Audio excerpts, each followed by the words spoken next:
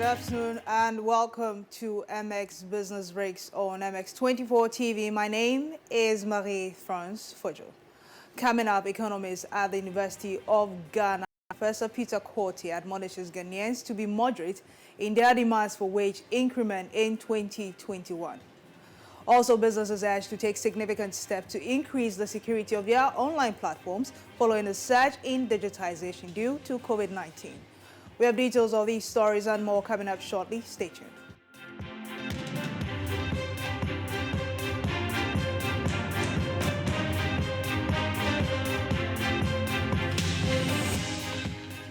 Now to a very fair story. Director at the Institute of Statistical, Social and Economic Research at the University of Ghana, Professor Peter Quartey, has admonished workers in Ghana to be moderate in their demands for an increase in wages as the country gradually recovers from the impact of the coronavirus pandemic. According to Professor Quartey, the pandemic has worsened the country's fiscal space, hence the need for Ghanaians to be measured in their demand for higher wages. We also conclude that wage increases in the medium term should be moderate and be based on cost of living differential and productivity. We should not, as Ghanaians, be quick to jump on the streets asking for higher wages.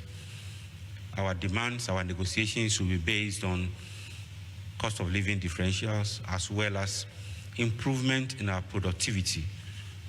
It should be justified. We have a high debt GDP ratio and has been worsened by COVID-19 expenditures. We want to see some medium-term strategies to reduce debt to sustainable levels.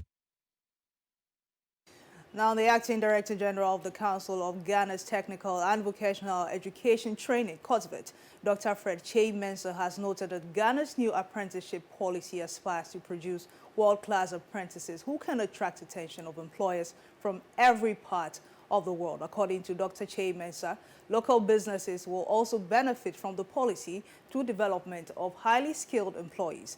The Acting Director General said this in the keynote address at a workshop on the policy, which was developed by COTVET and the British Council.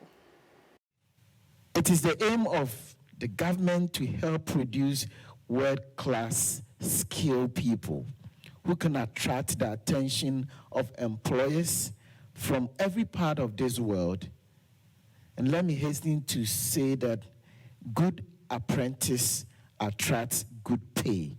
Because if you are an apprentice within a company that is training you and you are admitted through a company as a student, and you are 10 of you and you do well, by the end of your training, some of you will get jobs.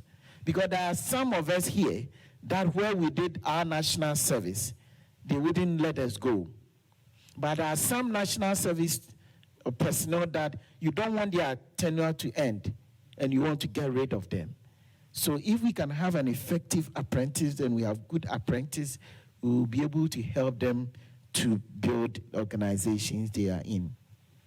Then we all must then join hands in making this apprenticeship policy work so that we can attract more people into the skill development sector of this country. And actually, every young Ghanaian or every Ghanaian should have skill.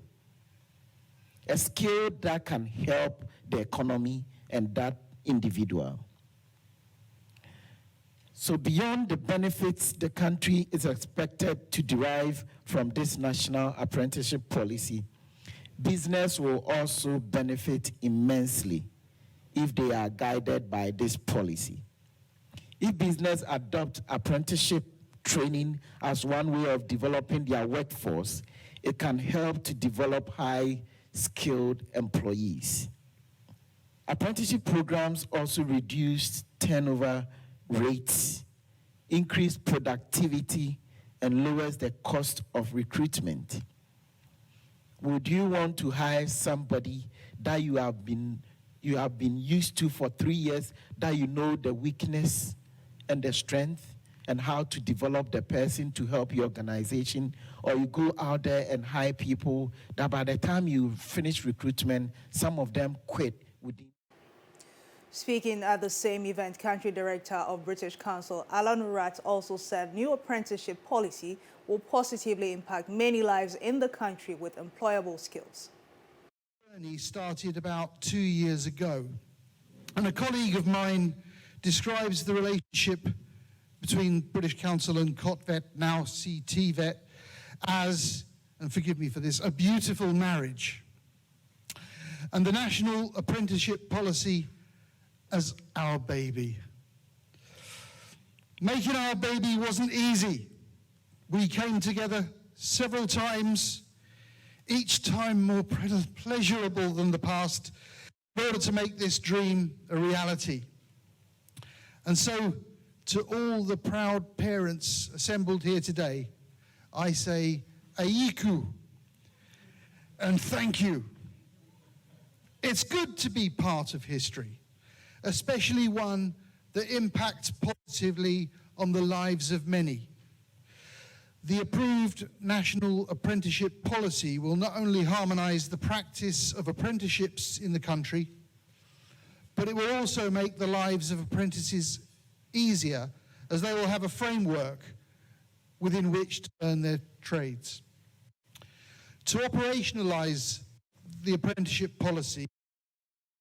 Let's head to Abso Bank now, because the Chief Risk Officer there, Adolf Pega, has observed that the most prevalent threat facing businesses in Ghana are cyber and technology risks. According to Mr. Pega, the advent of COVID-19 pandemic caused many businesses to hastily adopt digital solutions, which have exposed them to cyber attacks. He, however, added that considering the trend of digitization across the country, businesses that fail to adapt to these new trends due to the fear of security threats may not survive. Mr. Pega was speaking at Abso Bank's virtual Business Connect series. One I will cite very quickly, because it permeates, you said businesses, it permeates my organization as a bank, and which is essentially cyber and technology risks. Because on the onset of COVID, you know, most businesses shifted online, and those that were not even previously practicing it were forced to quickly adapt to it. That urgency in adaptation meant that some learning curve was shortened.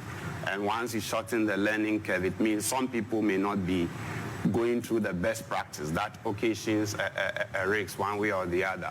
In addition, already the use and adoption of digital by its very nature exposes us to some cyber risks generally, where some people can use technology to access your email, your gadgets, send an email to your suppliers pretending to be you, asking your account manager to move money from one area to another.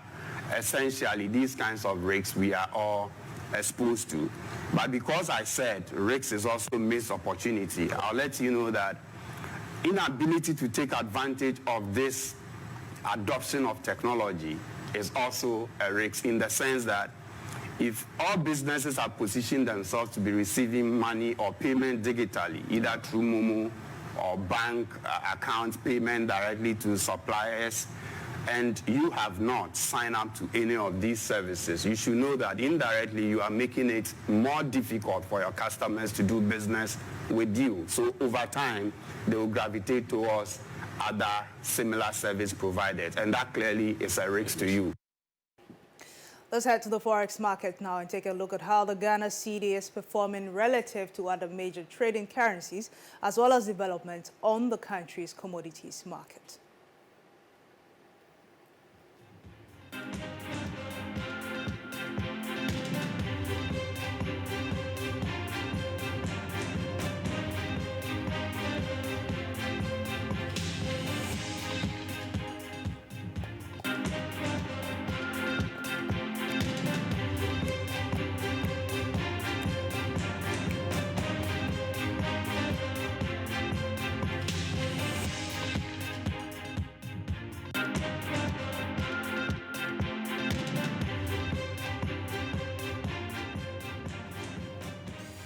And on that note, it's a wrap for today's edition of MX Business Breaks. My name is Marie France. Would you have a good afternoon and keep watching MX24 TV.